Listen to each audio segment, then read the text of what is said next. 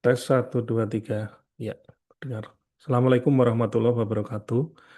Hari ini kita melanjutkan materi perkuliahan komputer dan masyarakat ya. Eh, Bagi yang sudah join, silakan join. Materi hari ini adalah etika penggunaan komputer dan keamanan komputer. Ya, meskipun kita nanti keamanan komputernya juga tidak membahas secara teknis ya, tapi setidaknya ini menjadi wawasan buat kita semua agar kita lebih berhati-hati bagaimana kita mengakses komputer dan bagaimana kita memiliki etika dalam mengakses komputer. Baik, saya akan share materinya. Materi ini juga akan di-share juga di Adlink ya. Silakan dipelajari secara lebih mendetail karena saya juga melampirkan juga bahan-bahan bacaan yang mungkin bisa Anda gunakan sebagai bacaan.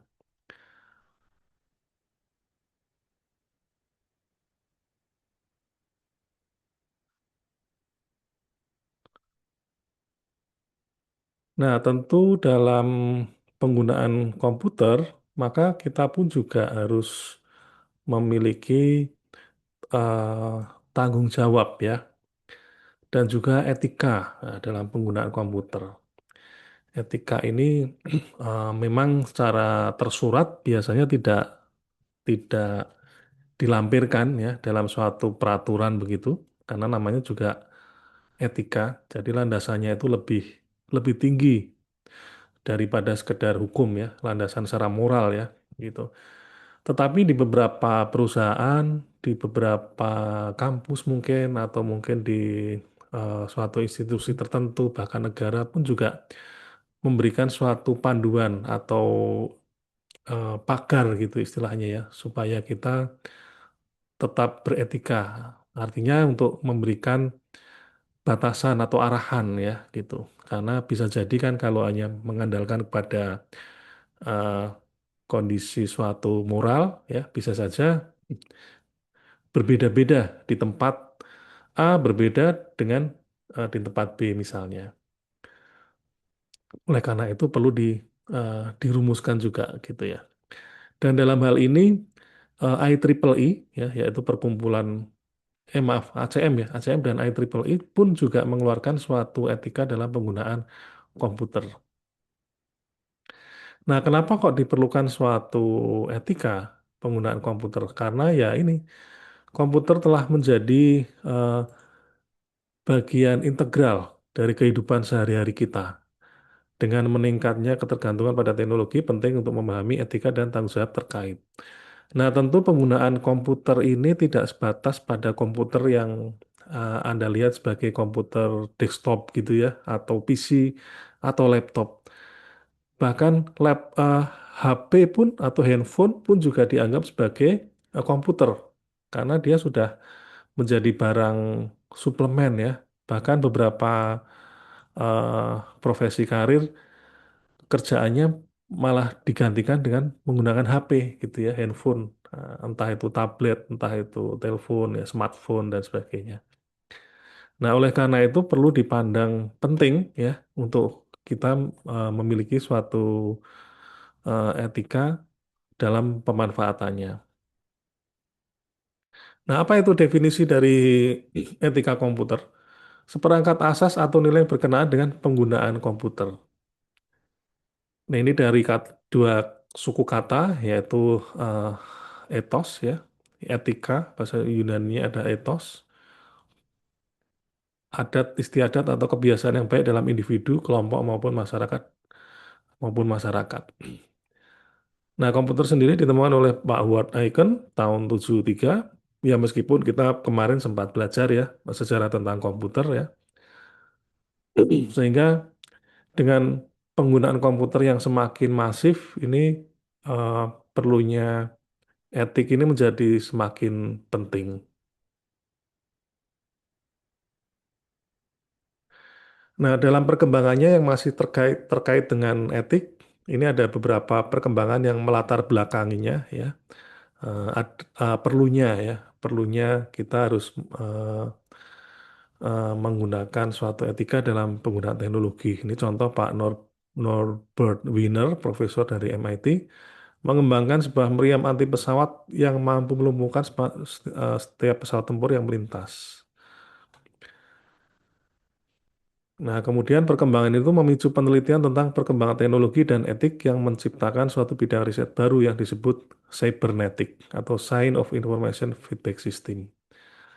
Nah, ini latar belakang dengan adanya etik ya.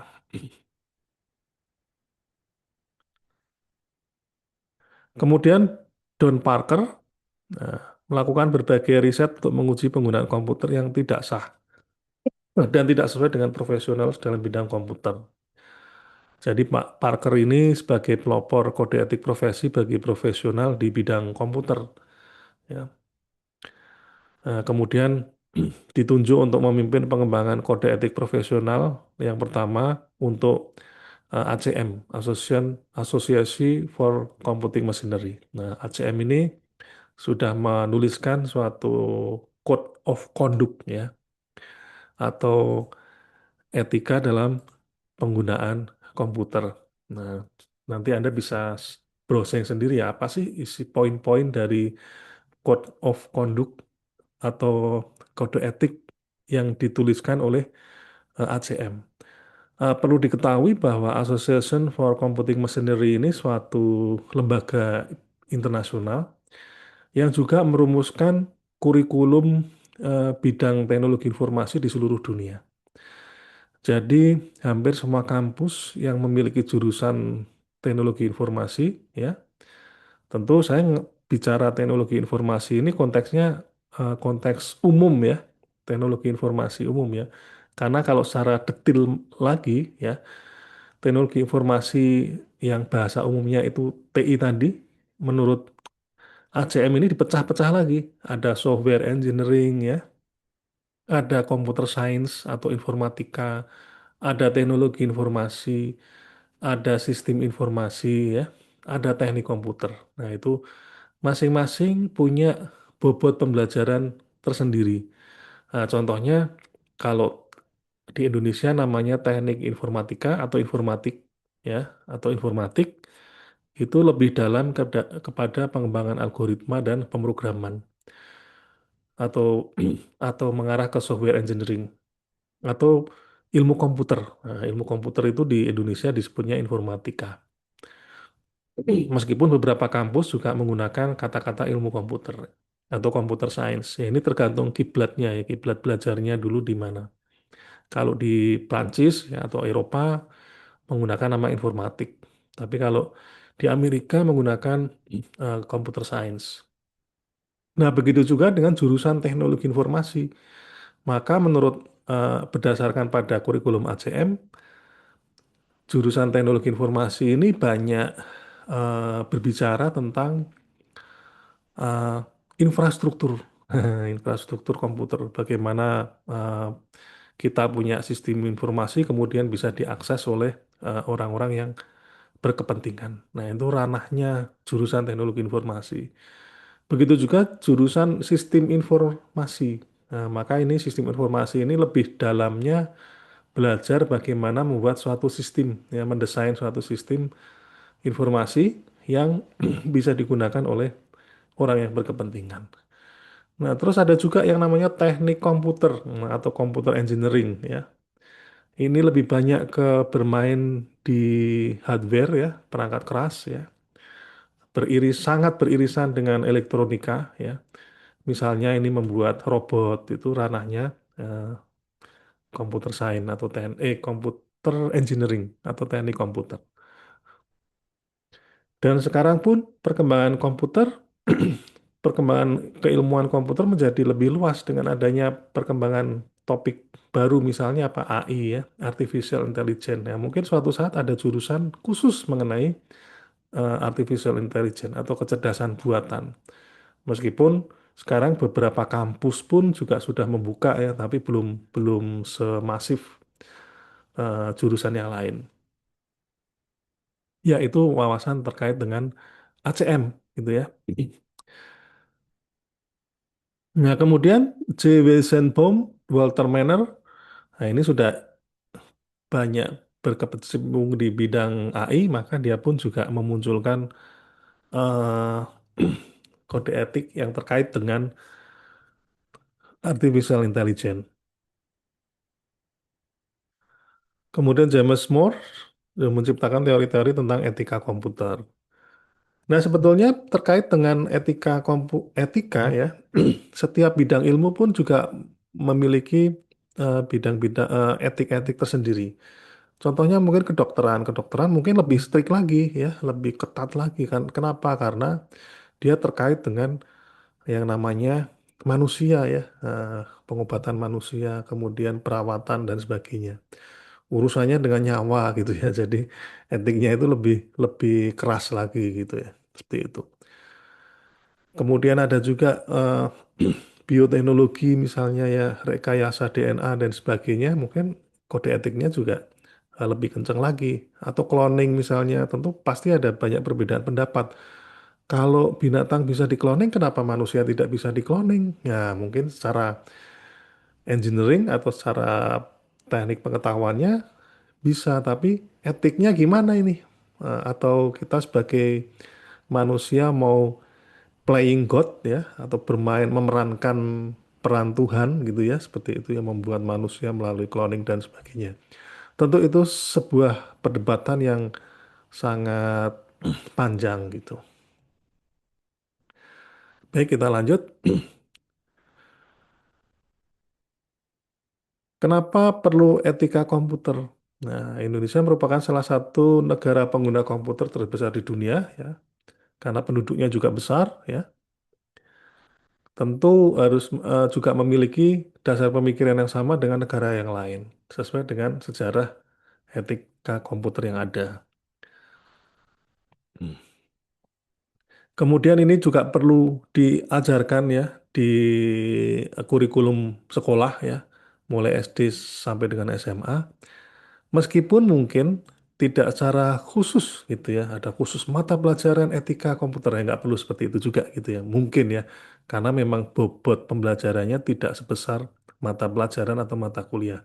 Tapi setidaknya itu bisa disisipkan di dalam mata pelajaran tertentu. Nah, misalnya dalam hal ini eh, komputer dan masyarakat kalau di kampus ya, atau di jurusan kami di Fakultas Teknik ada mata kuliah khusus namanya engineering etik ya, ethic of engineering atau etika rekayasa. Nah, itu hampir di semua jurusan bidang teknik pasti ada ya mata kuliah khusus terkait dengan etika engineering atau etika rekayasa. Dan sampai sekarang masih ada. Karena memang itu yang memagari ya, memagari orang-orang di bidang engineering itu supaya nggak nggak membuat sesuatu yang aneh-aneh. Ya, misalnya nih membuat pisau, misal diajari cara bikin pisau dan sebagainya. Tapi ternyata ada yang nyeleneh dibikin pisau untuk membunuh orang. Nah, ini tentu harus diluruskan ya, nggak boleh. Makanya perlu diajarkannya etika rekayasa ya di jurusan teknik. Gimana caranya supaya membuat sesuatu hal yang terkait dengan engineering, tapi tidak untuk membuat kerusakan di muka bumi. Nah, apakah di teknologi informasi ada? Oh ya ada mata kuliah tersebut. Supaya apa?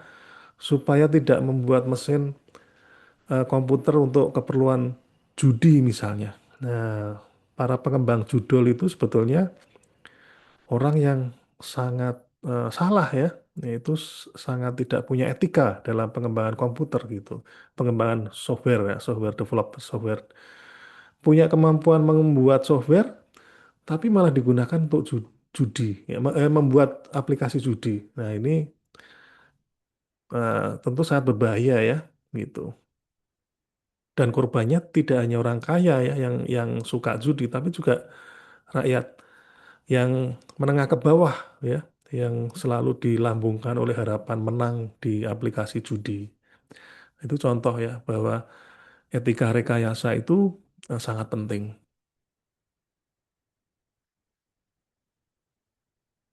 Nah, isu dalam etika komputer ini karena adanya eh, kejahatan komputer, e-commerce, pelanggaran haki, net ticket, dan tanggung jawab profesi. Nah, inilah kenapa kita perlu belajar juga tentang etika komputer. Data di tahun 2023 itu menunjukkan bahwa ada 10 besar ya penipuan internet, eh, dan internet scamming, negaranya ini ya. Nah, Indonesia ternyata masuk ini ya di urutan yang keempat. Yang pertama Nigeria, Ghana, India, hmm, Indonesia sampai dengan Amerika. Nah, ini berdasarkan data Analytic Insight. Nah, ini gimana caranya supaya Anda tidak terlibat dalam scanning ya. Ya, semoga tidak sampai terlibat dan bisa menghindari dari scamming tadi. Nah, etikanya apa ini caranya? Nah, misalnya Anda nemu flash disk ya, nemu flash disk di jalan nih, iseng-iseng Anda jalankan di laptop Anda. Padahal Anda nggak ngerti kalau isinya itu virus. Wah, itu nanti Anda bisa uh, tertulari virusnya di laptop. Ya. Syukur-syukur virusnya cuma di laptop Anda. Nah, begitu laptop Anda terkoneksi ke internet, nyebar deh virusnya. Nah, jadi banyak yang kena gitu ya. Anda akses ke WiFi di kampus, wah banyak komputer yang terhubung ke WiFi tersebut bisa terkena, misal seperti itu ya. Nah, ini bagian dari etika. Artinya ketika Anda menemukan suatu produk digital ya, entah itu flash disk, entah itu CD ya, hati-hati untuk mengakses. Mengakses itu artinya membuka gitu ya. Kalau flash disk ya mengaksesnya dicolokkan ke laptop atau PC gitu, atau begitu juga flash disk ya. Eh, CD ya, masukkan ke CD-ROM dia gitu seperti itu. Dan itu juga terkait dengan APK juga, aplikasi juga ya. Jangan sampai Anda ketemu aplikasi, bukalah aplikasi ini untuk eh, mendatangi undangan. Nah, biasanya dicampur. Ini biasanya dicampur antara software dengan ajakan. Yang satu ajakan itu kalau dalam dunia security namanya social engineering ya. Bagaimana kita mengajak secara sosial ya dengan bahasa-bahasa non teknis juga disisipkan softwarenya, aplikasinya. Anda sudah tersentuh dengan kata-katanya udah seneng nih. Anda memperoleh hadiah eh, Honda Supra misalnya. Motor Honda Supra. Ah, seneng ya, mahasiswa seneng nih dapat.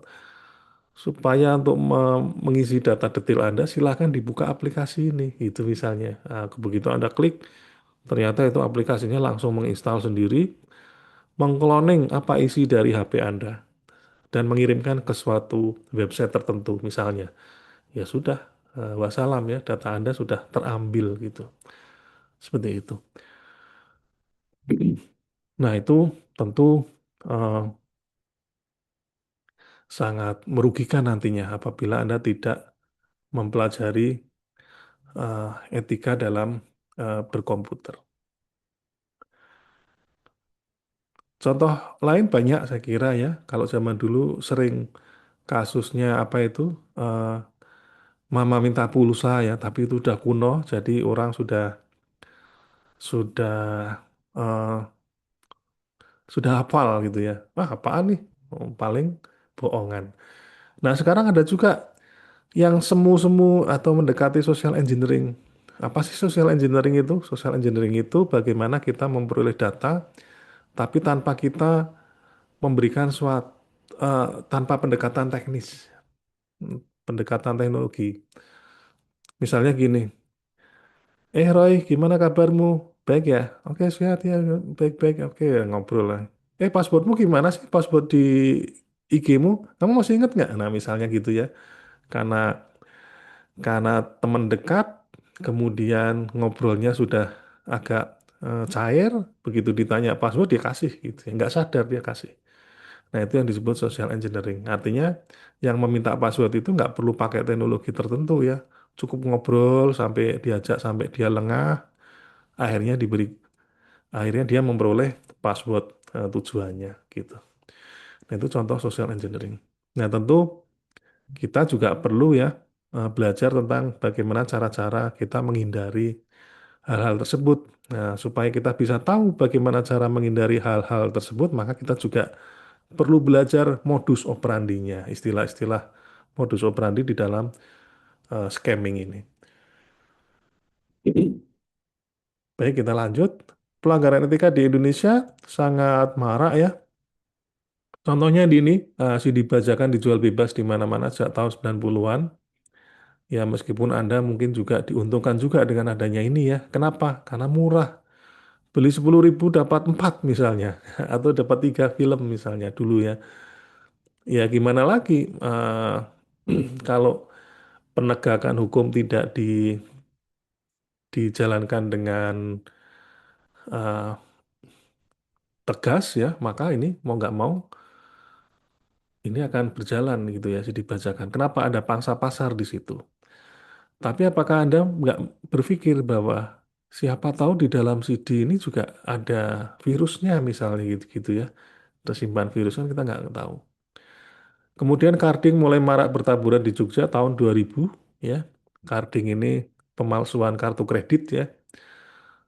Kartu kredit, nomor kartunya di dibajak ya, kemudian si pembajak tadi bisa melakukan suatu transaksi melalui internet dengan memasukkan kartu kartu kredit tersebut.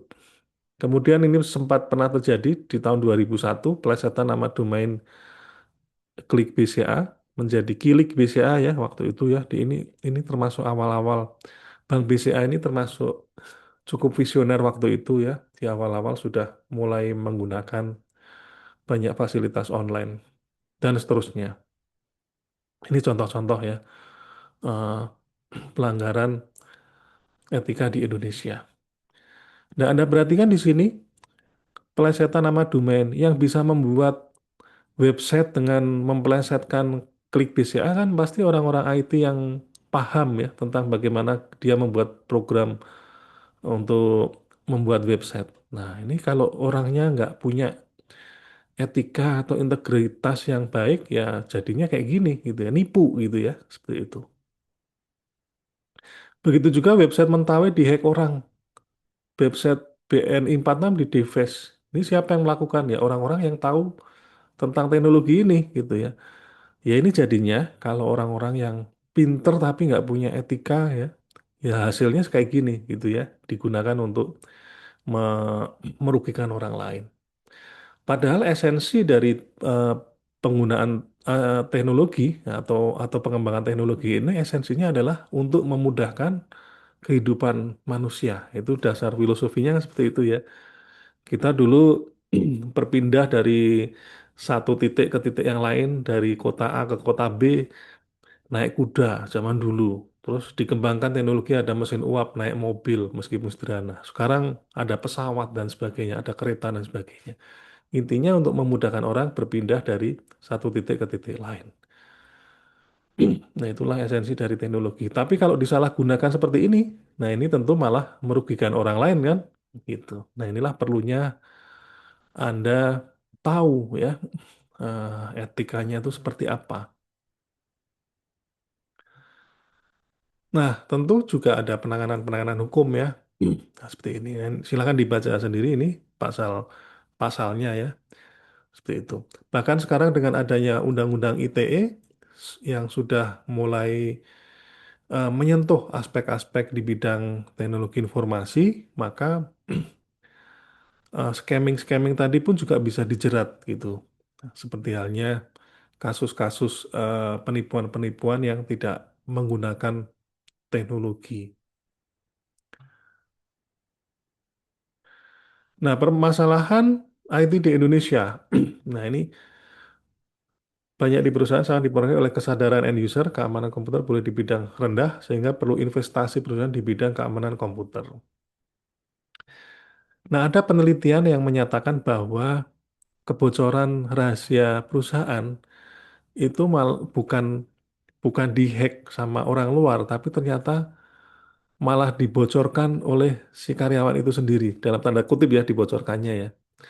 Contohnya, misalnya eh, mencatat password di kertas, kemudian kertasnya dibuang gitu ya. Nah, Kemudian ada yang mengcopy file, filenya dibawa pulang, lupa lupa dihapus ya. Mungkin dia niatnya mau mengerjakan kembali di rumah gitu ya. Tapi ternyata lupa dihapus, kemudian ketahuan oleh hacker dan sebagainya, jadi bocor. Nah, misalnya seperti itu ya. Itu hal-hal yang membuat kebocoran-kebocoran di perusahaan itu juga bisa terjadi.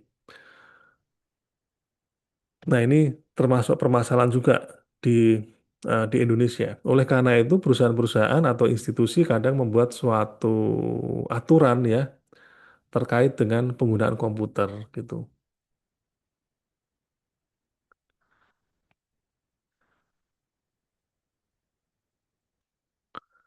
Nah,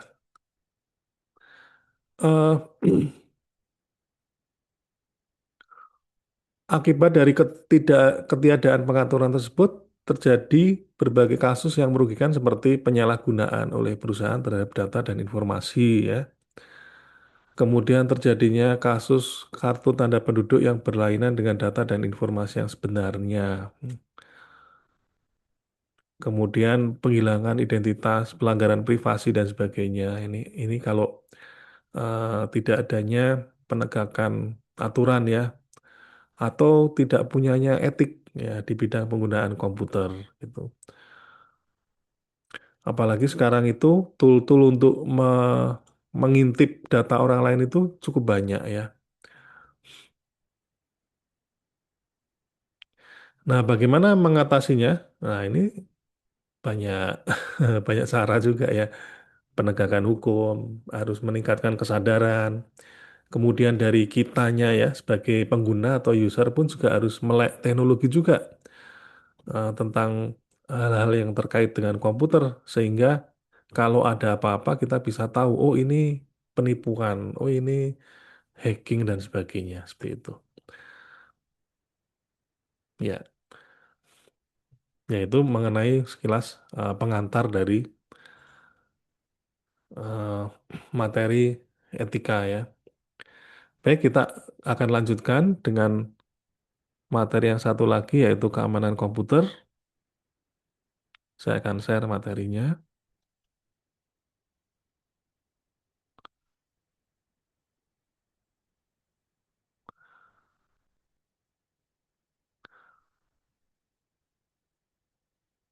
Saya share dulu ya. Oke, oke. Ini slideshow-nya. Bentar ya. Slideshow-nya di setup dulu. Ya,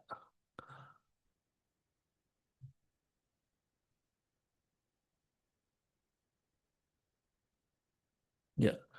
Keamanan komputer. Nah, ini latar belakang. Ini eh, naik cukup signifikan ya.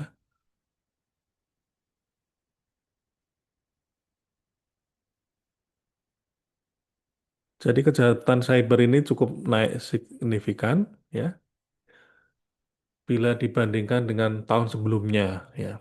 Meningkat 14 kali ya. Bayangkan meningkat 14 kali ini ya luar biasa ini. Gitu ya. Seperti itu.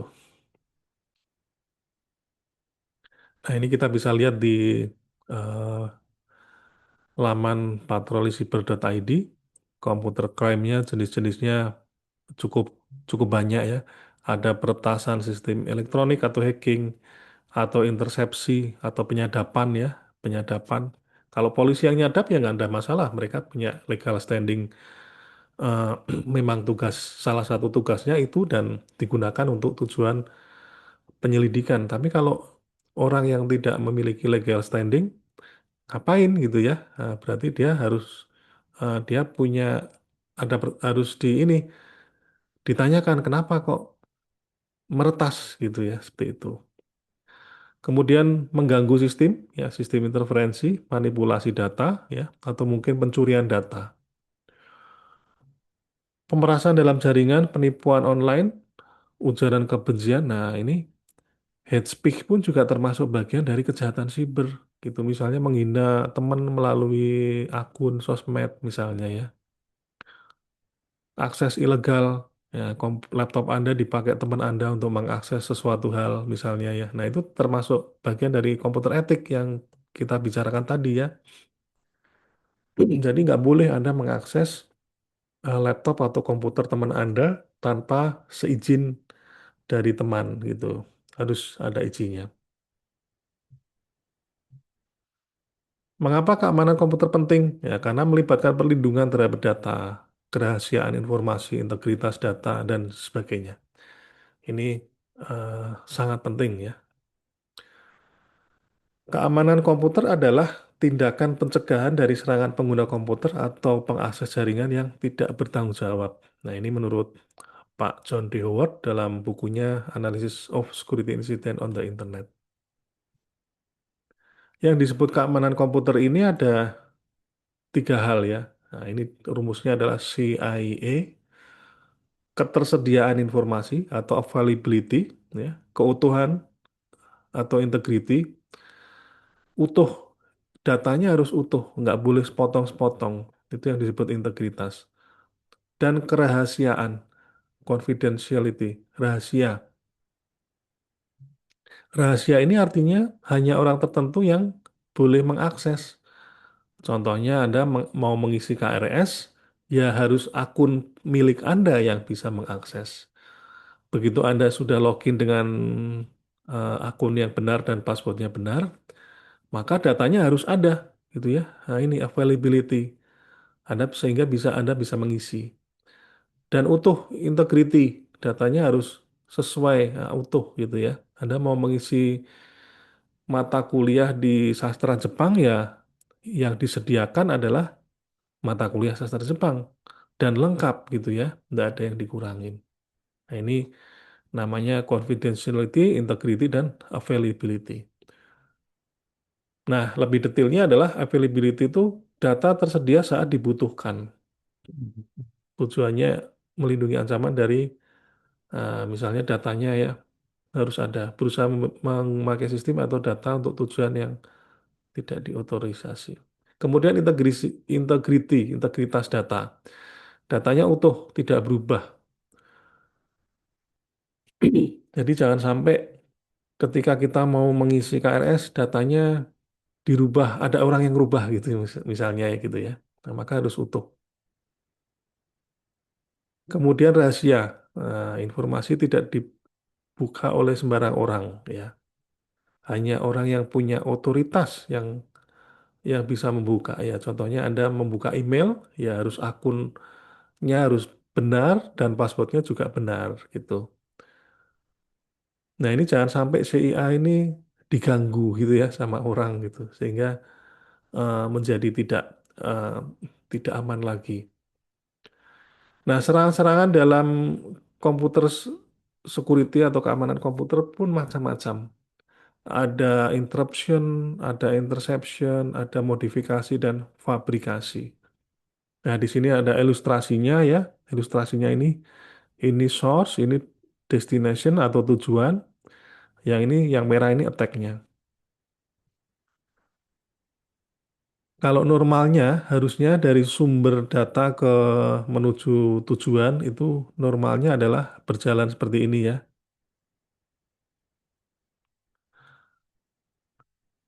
Nah, kalau di intercept, di interruption dicegat gitu ya. Nah, ini dicegat. Nah, interruption dicegat sehingga nggak nyampe gitu ya. Ada Anda membawa barang mau dari kota A ke kota B, ternyata di tengah jalan Anda dicegat sehingga nggak nyampe. Itu namanya interruption. Atau misalnya interception disadap nyampe sih, tapi pesannya sempat disadap, didengerin juga gitu ya. Gitu sehingga begitu pesan ini sampai di tujuan di sini, si si penyerang pun juga tahu datanya seperti seperti apa.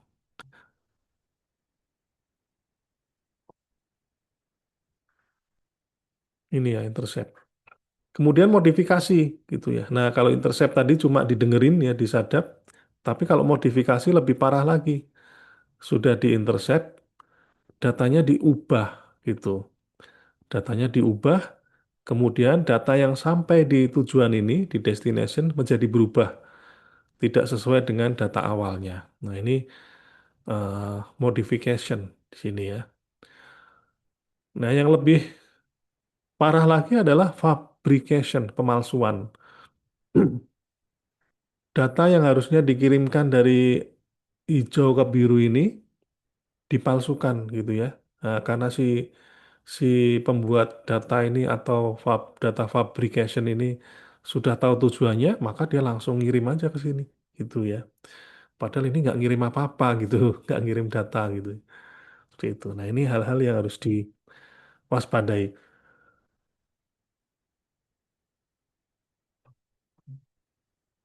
Nah, ini tadi sudah dijelaskan ya. Nah, saya lanjut aja.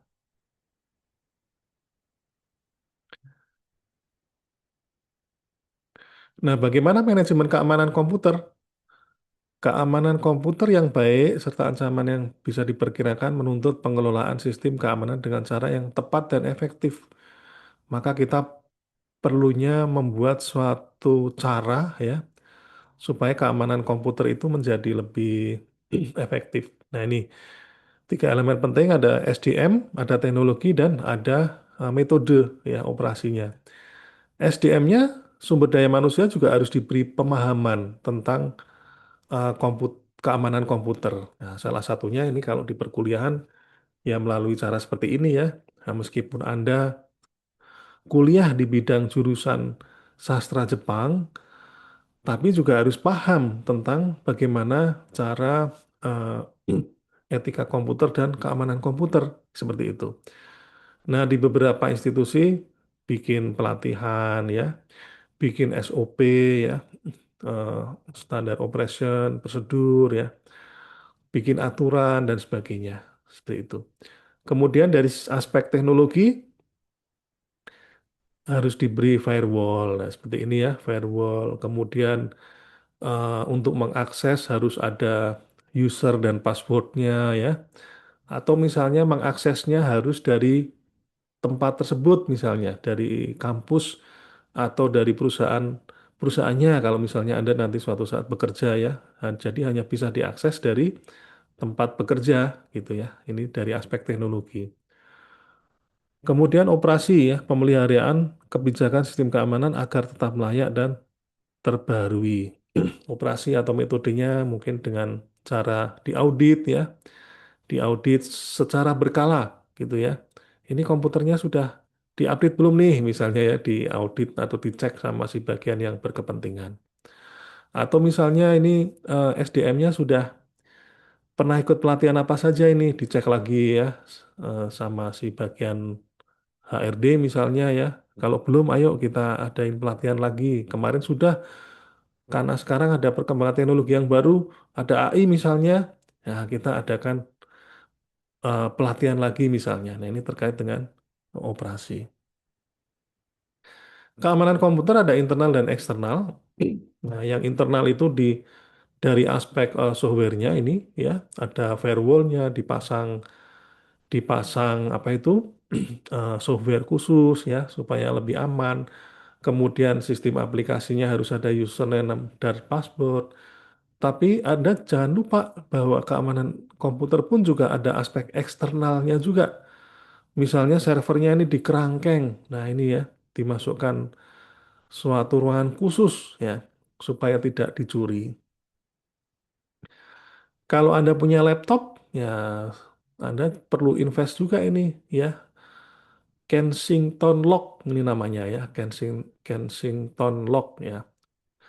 Biasanya di samping laptop itu ada lubang ya, yang ini yang digunakan untuk eh, kunci ya. Nah, silakan Anda beli ini kalau Anda biasa bekerja di outdoor ya, di luar ruangan ya, di kafe dan sebagainya, silakan beli ini ya, ya, supaya aman gitu.